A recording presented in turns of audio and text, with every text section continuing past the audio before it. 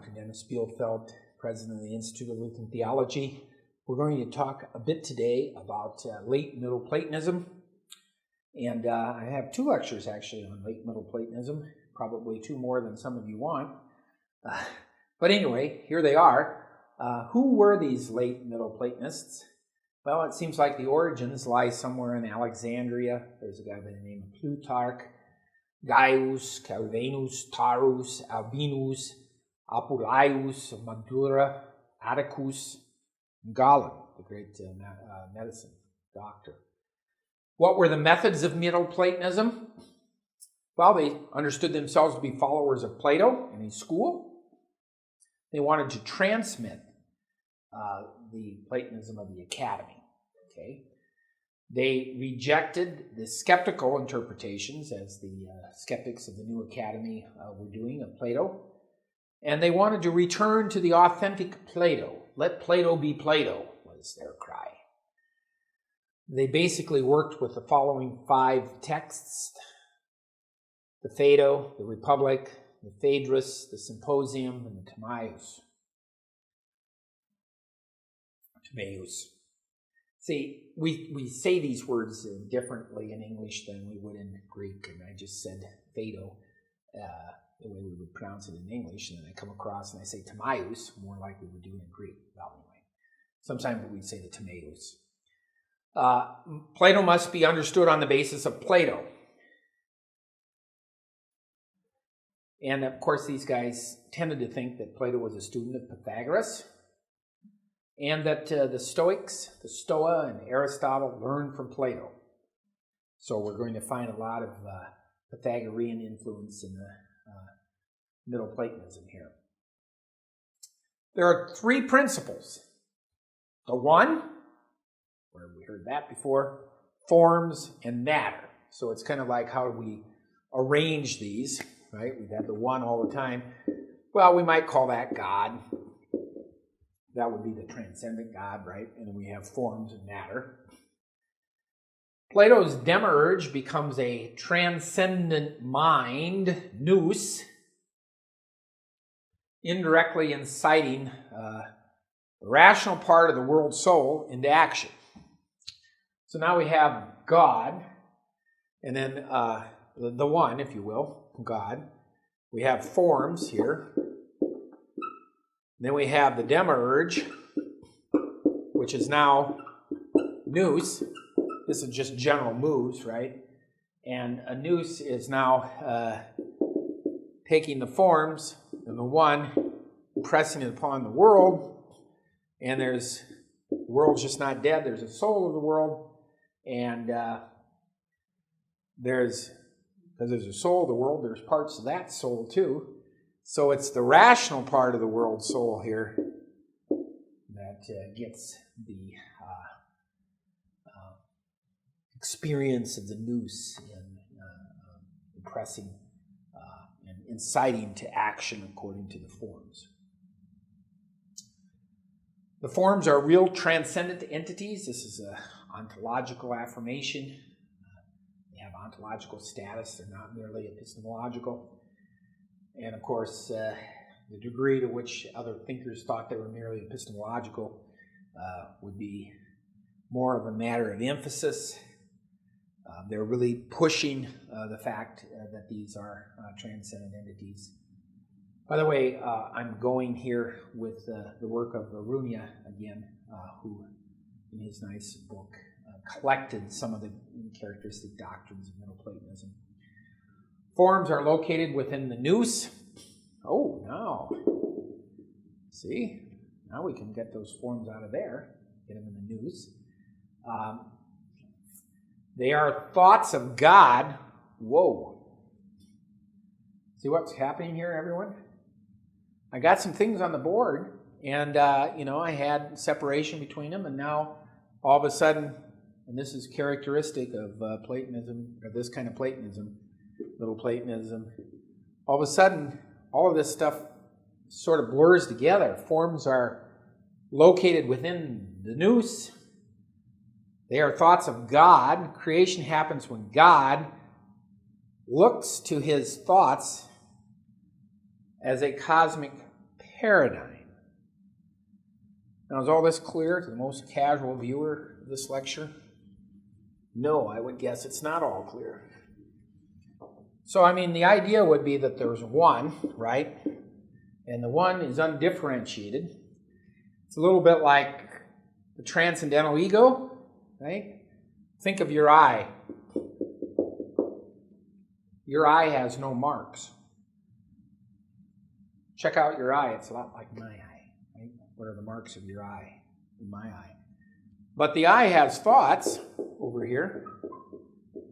So the one has thoughts. These thoughts are forms. But as soon as you have the eye thinking things, you have a mind. So in some sense, now we have the mind there as the one thinks the forms. The mind, that constitutes nous, because we have an over and againstness, right? And if we have this, the one now as nous thinking the forms, this self-thinking of the forms brings the world into being. It's very clear. The receptacle is qualityless, from which cosmos is created. There's a tendency to say that this is not good. Well, it gets a long ways away from the one and the nous and the forms and the good, so it's down there pretty close to evil. The structure of reality comes into being in essa, so the Timaeus is generally regarded as a metaphorical account, talking about reasons in the realm of ontological dependency rather than actual events in the temporal series. There is a continuing controversy within Middle Platonism about how to take the Timaeus. Plutarch and Atticus apparently affirm more of a literal understanding of the Timaeus, whereas the rest seem not to. Again, I'm going by what I've read on these issues. I will admit to you that I'm not a deep Neoplatonic scholar, but I think I have a feel for what they're trying to do, and I think I can relate this to what's happening in Christian theology. Okay, so now we have divine providence here is somehow consistent with freedom. Somehow, the one which is now going out of itself as nous in the thinking of the forms brings about the world somehow. And within the world, there's matter, which gets us away from the good, but also freedom. So the thinking here does not necessitate actions here. Somehow as we move out of the one, there's free play in the universe. Interesting. The Platonic world soul down here remains, but it's interpreted consistently with the Stoic logos. It is irrational, but it can be awakened and made rational by the creating God. So it's a world soul that can become orderly through the movements here of the one forms nous. Then out of all of this, a bunch of living beings come about out of here. And there is a emphasis on demonology, different kinds of living beings. The tripartite soul remains. That is, for Plato, if you'll remember, you had the reason, right? And then you had the spirited part of the soul. And then you had the appetite. Remember that? Reason, the spirited part of the soul, and the appetite. Well, here what happens is this remains. But the distinction here is that this tends to be not as important, and we get more of a dualism between reason and the irrational parts of the soul. The end of human beings, what are we for? what it is that is our final goal, our final end, is likeness with God. Now, the great thinker here that we need to talk about is Philo of Alexandria. I'll use the word Philo because everyone does, but it would be Philo, right? 30 BC to 45 AD, Jewish thinker, but of course, Hellenistic syncretism. He knew Greek philosophy, and he brought this together in a creative way, even though sometimes he said not to be a creative thinker. But he's an influential thinker. Moses is, according to Philo, who was impressed enough with the Greek philosophical tradition to think it true. It had to be the case if you're a good Jew, and this system is somehow true, that the system must have derived somehow from what Moses taught. Moses held to be the case, and it was revealed by God. He held that an incorporeal God, incorporeal means non-bodily, transcends all principles, even the one. Okay, now we got God above the one. And this changeless God, through his logos, brings into being the physical universe. So what is the logos? Well, this is a good thought. So if someone asks you this at a cocktail party, say that logos is the sum total of divine thoughts and the hypostatization of those thoughts for physical creation. Hypostatization. And that is in your spell checker. The thoughts of the logos are the logoi spermatikoi, the rational seeds. Okay, so the logos is the sum total of divine thoughts. And the hypotization, that means the bringing into stasis, the bringing into thingness of those thoughts for physical creation. I'll try to draw a diagram. It's the sum total of God's thoughts, and it's linked to the forms through a mediating figure, not unlike the Platonic world soul. The cosmos is linked, not the logos, the cosmos is linked to the forms. Let's see what we can do here. We should see it this way. We have the one, and we have then the logos,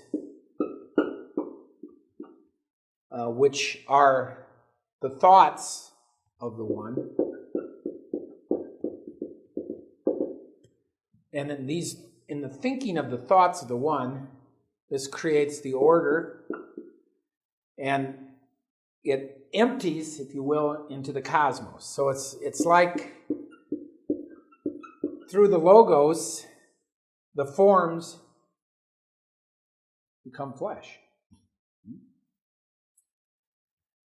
And again, I mean, the way I like to think about this is in an analogy here to the eye. I mean, I don't know what my eye is. It's always presupposed in every act of thinking. When I try to think my eye, I make it a thing thought rather than the thinking of a thought, or the thinker of a thought. But my eye, which is systematically elusive, right, to any thinking, but is presupposed in every act of thinking, can only be revealed in its thinking, right? You think about it. Your eye is revealed in your thinking, but your thinking is different than the eye. Your thinking is different than the thing that thinks. So there is a principle, out of oneness comes a kind of duality, right? The thinker thinking, the thing thought. And this thinking of the thing thought is indeed a thinking of the thing thought by a thinker. So there is, in some sense, the thinker here has all of this stuff. The thinker is that which he thinks, or she thinks, but that which she thinks or he thinks makes the thinker that the thinker is. So there's this relationship, and then of course as we think things, we bring about things in the world too, right? I'm an I, an inexhaustible I can't be thought, but yet I think things, and then I go move stuff around. I'm thinking of some duct tape over there in the corner, and then I go and move it around. So somehow from the I, which cannot be thought, I've gone from that which is ineffable to the movement of a thing in the world. Just hold on to that image. That might give you some feel for what's going on here. Philo follows biblical teaching that the cosmos is created in time, but it will last forever because it is produced by divine love. God creates the intellectual souls first, then the animals, and finally human beings, which contain properties of both. This is obvious. Intellectual souls vary in goodness. They're called angels by the Jews and demons by the Greeks. Humans can overcome external constraints, achieve freedom, and God aids souls in achieving freedom to the extent that their love of God and other people, to the extent of their love of God and other people. So this is the end of this lecture. That was a very brief, the other two brief introduction of Philo of Alexandria. Doesn't do it any justice whatsoever, but we'll come back next time and talk about more Middle Platonists. Thank you.